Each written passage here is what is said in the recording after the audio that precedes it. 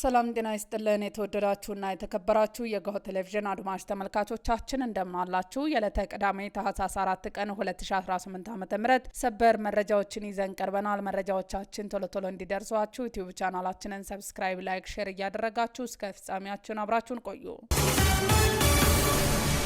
በቅድሚያም አሰብን በጋራ መጠቀም አለብን፣ ኤርትራኖች ሞኞች ናቸው ሲሉ አምባሳደር ጀነራል ባጫ ደበሌ ተናገሩ። የሚያስቡ ከሆነ አሰብን በጋራ ጥቅም ማዋል፣ ለጋራ ጥቅም ካልዋልክ ደግሞ አይቀርም እናመጣዋለን። አሰብን አስቀራለሁ ስትል ይጠፋል። በውጊያ የመሄድ ፍላጎት የለንም። ሰላማዊ በሆነ መንገድ እንሄዳለን። የነሱ ሀሳብ ኢትዮጵያውያንን በማመስ ኤርትራ በሰላም ትኖራለች የሚል ፖሊሲ ነው ያላቸው።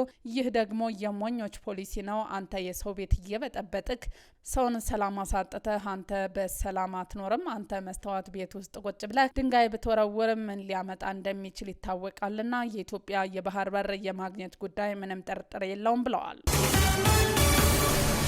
ኤርትራ ከኢጋድ አባልነቷ በድጋሚ መውጣቷን አስታወቀች። የቀጣናውን ፍላጎት ማሳካት ተስኖታል ስትል ወቅሳለች። ኤርትራ ቀጣናዊ ህብረት ከሆነው የምስራቅ አፍሪካ የልማት በይነ መንግስት መውጣቷን የሀገሪቱ የማስታወቂያ ሚኒስቴር በወጣው መግለጫ በይፋ አስታውቋል። አስመራ ለኢጋድ ዋና ጸሐፊ በላከችው መልእክት ለውሳኔው መነሻ የሆነው ተቋሙ የተጣለበትን ኃላፊነት ለመወጣት ለረጅም ጊዜ የዘለቀ ድክመት ማሳየቱንና በቀጣናው ጉዳዮች ላይ የሚጫወተው ጎጂ ሚና መሆኑን ገልጻለች። ኤርትራ እንደ ኤሮፓውያን አቆጣጠረን በ1993 ኢጋድ እንደገና ሲዋቀር ለቀጠናዊ ሰላምና መረጋጋት እንዲሁም ለኢኮኖሚ ትስስር መጠናከር እንደ ዋና መሳሪያ ሆኖ የሚያገለግል ተቋሙን ለመገንባት ከሌሎች አባል ሀገራት ጋር በመስራት ወሳኝ ሚና እንደተጫወተች አስታውሳለች። ይሁን እንጂ መግለጫው በሂደትና በተለይም ከ2005 ዓ.ም ጀምሮ ኢጋድ የቀጠናውን ህዝቦች ተስፋና ፍላጎት ከማሳካት ይልቅ በተወሰኑ አባል ሀገራትና በተለይም በኤርትራ ላይ እንደ መጠቀሚያ መሳሪያ በመሆን ጎጂ ሚና ተጫውቷል ብለዋል። በእነዚህ ድርጊቶች ምክንያት አስመራ በጎርጎሪያኑ ሚያዝያ ወር 2017 ዓ.ም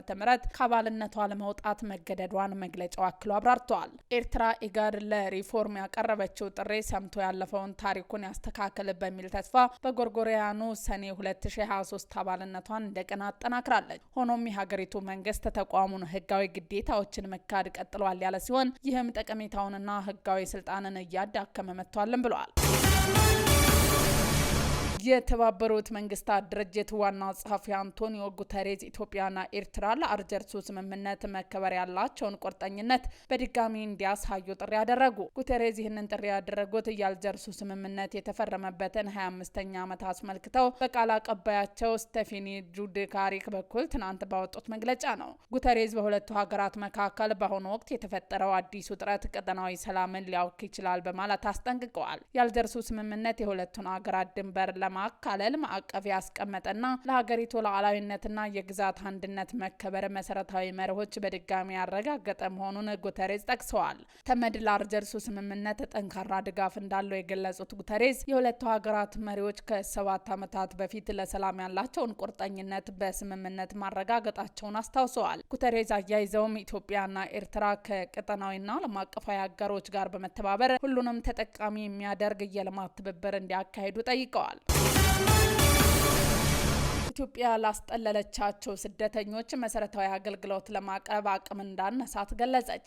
የስደተኞችና ተመላሾች አገልግሎት የዓለም አቀፍ ሰብአዊ ድጋፍ መቀነሱ በስደተኞች መጠለያዎችና ሰፈሮች የጤና፣ የስነ ምግብ፣ የውሃ፣ የትምህርትና የክልል አገልግሎት ላይ ከፍተኛ ተጽዕኖ መፍጠሩን ትናንት ከዓለም አቀፍ ለጋሾች ተወካዮች ጋር ባካሄደው ምክክር ላይ አስታውቀዋል። የድጋፉ ጥረት ኢትዮጵያ ስደተኞች በአገሪቱ ሕጎች ውስጥ እንዲታቀፉ ለማድረግ በተጀመረው ጥረቶች ላይ ተጽዕኖ መፍጠሩን የጠቀሰው ተቋሙ በተለይ ህጻናት፣ አካል ጉዳተኞችን ጨምሮ ለጉዳት ተጋላጭ ሆኑ ስደተኞች አስፈላጊውን ድጋፍ ማግኘት አልቻሉም ብለዋል። የለጋሽ አካላት ተወካዮችም መንግስት የሀብት አሰባሰብ መንገዶችን እንዲያጠናክርና የድጋፍ ምንጮችን እንዲያሰፋ ምክር ለግሰዋል። አብዱራህማን ማህዲ የሚመሩት የኦጋዴን ብሔራዊ ነጻ አውጪ ግንባር አንጃ አብዱራህማን ማህዲ የሚመሩት የኦጋዴን ብሔራዊ ነጻ አውጪ ግንባር አንጃ አዲሱ የአሜሪካ ብሔራዊ የደህንነት ስትራቴጂ በቀጣናው ውስጥ መንግስታዊ ያልሆኑ ቡድኖችን ያገለለ በመሆኑ ግጭቶች ፈጽሞ አይፈታም በማለት ተቸ።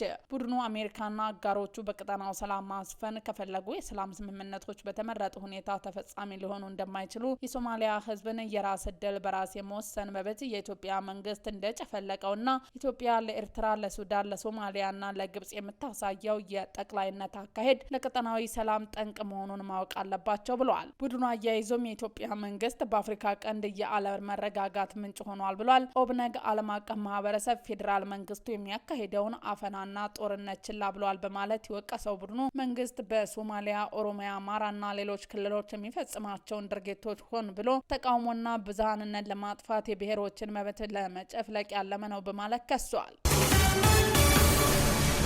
የደቡብ አፍሪካ ፖሊሲ በሰው አዘዋዋሪዎች አማካኝነት ገብተዋል በማለት የጠረጠራቸውን 14 የኢትዮጵያ ዜጎች ኦሊቨር ታምቦ አውሮፕላን ማረፊያ ላይ መያዙን የሀገሪቱ የዜና ምንጮች ዘገበ። ፖሊሲ አውሮፕላን ማረፊያው ላይ በቁጥጥር ስር የዋላቸውን ኢትዮጵያውያን 9 ወንዶችና 5 ሴቶች እንደሆኑ ዘገባዎች አመላክተዋል። ኢትዮጵያውያኑ በቁጥጥር ስር የዋሉት የኢትዮጵያ አየር መንገድ ንብረት በሆነ አውሮፕላን ተሳፍረው እንደገቡ ነው ተብሏል። የአሜሪካ የህግ መምሪያ ምክር ቤት ኮሚቴ የአሜሪካው የአፍሪካ የቀረጥ ነጻ ንግድ ስምምነት ለ3 ተጨማሪ ዓመታት እንዲራዘም የቀረበለትን ረቂቅ የውሳኔ ሀሳብ አጸደቀ። ውሳኔው ለምክር ቤቱ ቀርቦ በጸደቀውና በፕሬዝዳንቱ መፈረም ይኖርበታል። የፕሬዝዳንት ትራምፕ አስተዳደር ደቡብ አፍሪካን ከአንጎዋ ተጠቃሚነት በማገድ ስምምነቱን ለአንድ ተጨማሪ ዓመት ሊያራዝም እንደሚችል ሰሞኑን ፍንጭ ሰጥቶ ነበር። ኮሚቴው ግን ደቡብ አፍሪካን ከአንጎዋ ስለማገድ ያለው ነገር የለም። የቀድሞው የጆዋ ባይደንን አስተዳደር ከሰሜኑ ጦርነት ወቅት ከተፈጸሙ የሰብአዊ መብት ጥሰቶች ጋር በተያያዘ ኢትዮጵያ ከአንጎዋ ያገደባት ውሳኔ እስካሁን አልተነሳም።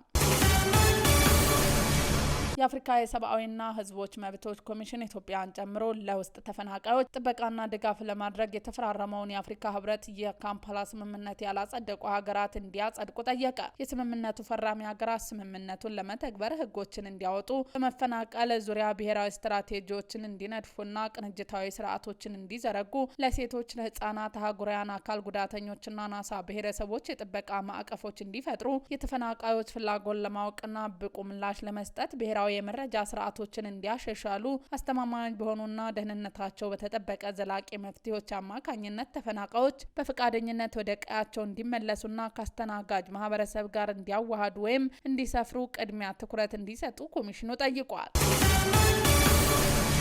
ውድ አድማጭ ተመልካቾቻችን የዛሬ ዜናዎቻችን እነዚህን ይመስሉ ነበር። አብራችሁን ስለነበራችሁ ከልብ እያመሰገንን መልካም ቀን እንዲሆንላችሁ ተመኘ።